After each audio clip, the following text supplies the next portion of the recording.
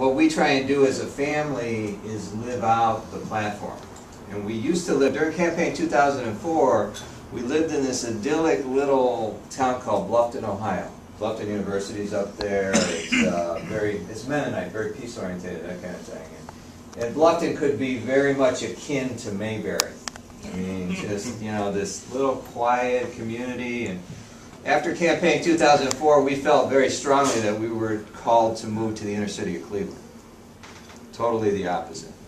So we rolled up our sleeves, metaphorically, and our family moved down into the heart of the city, and we moved into an enclave of Catholic workers who were doing stuff to change the neighborhood. They had set up a house of hospitality very similar to this one, but besides that, they had a group of extended Catholic workers that lived on one block on West 38th Street.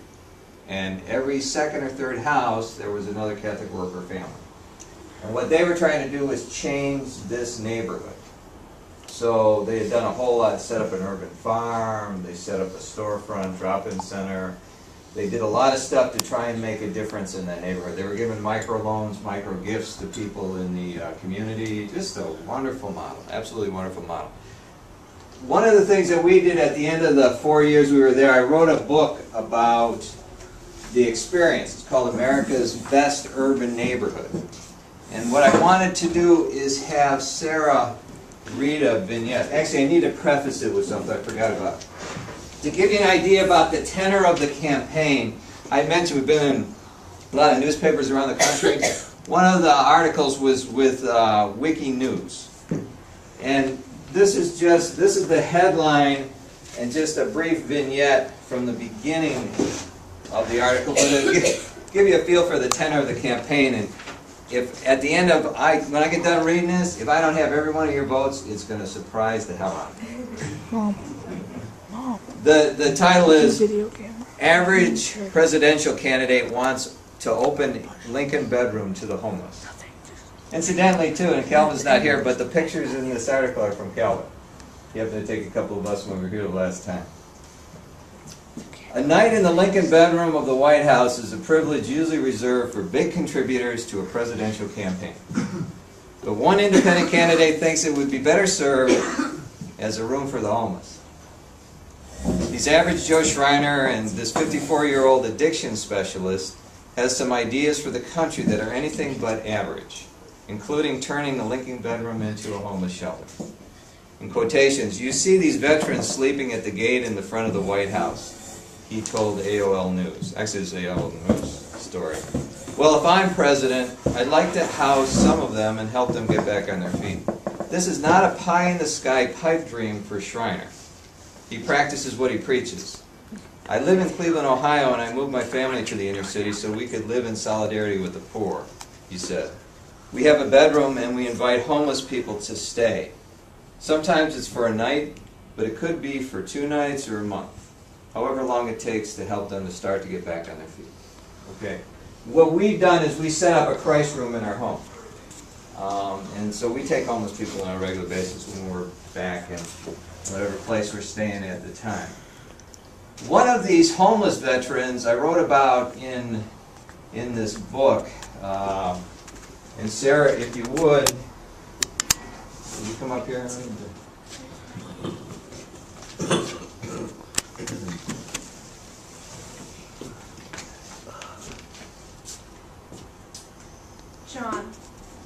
John, 53, is a Vietnam vet who did 3 tours of duty. He saw a tremendous amount of fighting. He also developed a strong case of post-traumatic stress disorder. He had a wife and 2 kids, but that was years ago. He's not even sure where they are anymore. The PTSD ended their marriage. John regularly has flashbacks to the jungles of Vietnam, a car backfiring, the look of a certain person he knew back then, a thunderstorm like one of his guards got caught in while he was camping at a rice paddy one night. Will sometimes quite literally take him back to Vietnam. Other times, John wakes up sweating and screaming because a dream has taken him back into an intense firefight. is understandably haunts him. We became friends with John through the storefront. One night when I asked John where he stayed, he said he built a little hutch that was concealed high up on a bridge. John had been over to our place for dinner, for coffee, and the like. He is engaging, quite brilliant, and handy with practically anything, but has an extremely hard time being around people for any length of time. He gets paranoid. It's the PTSD. One February night, the forecast was for 10 degrees below zero. We insisted John stay with us, but even in the face of life-threatening weather, he declined. John did, however, borrow a propane tank heater from our camper campaign vehicle.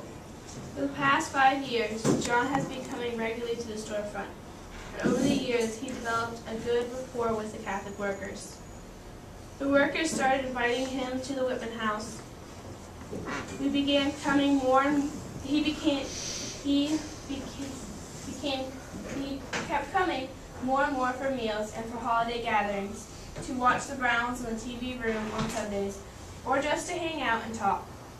And while he couldn't move in, there were too many people, and he was too claustrophobic. The workers like an extended family to him. Eventually, about a year after the cold February night, through a housing program, John was able to get a small apartment in the neighborhood. He also got a part-time job at a local gas station. One night he confided in me that it was the constant caring and concern of the Catholic workers that helped him, in turn, care about himself enough to want to get back into the flow of life. But John still has PTSD issues and will benefit tremendously from long-term quality medical health counseling and from an extensive care team mentioned earlier. The safety net these Catholic workers and others provided for John down there has been a tremendous step in the right direction. Like Tony First has been pointed in the right direction. Thanks, sir. That was very good. Appreciate it.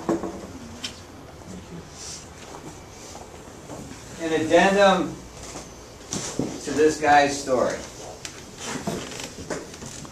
And actually, I can say now, I changed his name in the book, but his name's Ray. And the addendum was this. When we left on our last campaign tour, actually before we came down here in the spring of last year, I got a call from him. And he had said pretty much the same thing that was read at the end of the book about how much the Catholic workers had helped him and how he, for the first time in his life, felt good about himself. And he had, when he got the job, he moved into a little boarding house where he had his own room. He was still kind of isolated, but at least he had his own room, and it was important. We stopped in South Bend, Indiana, shortly after I talked to him on the phone, and I happened to pick up a South Bend Tribune newspaper. And I'm leafing through it, and I see a headline, and the headline says, "Homeless vet dies, saves 5." I start reading the article. It's about this guy. One night at 2 in the morning, this boarding house that he was living in caught on fire. Ray got up and he was able to make it outside. It was a real cold, snowy night, and he turned around, he saw how bad the fire was. He ran back into the house and he kept grabbing people and yanking them out of the house, knocking on doors, until finally the smoke overcame him. He was asphyxiated. He's lying on the front lawn in the snow, dying.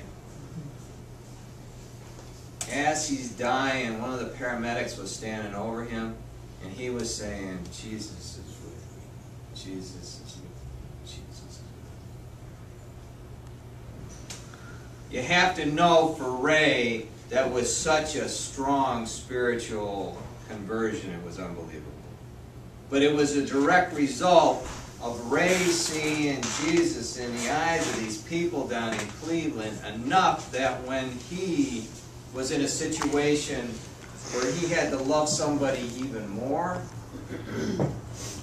he was able to do that. He gave up his life for these people. Just a phenomenal story of redemption. Just a tremendously phenomenal story of redemption. And that doesn't show up in a statistic anywhere, except up in heaven, I think.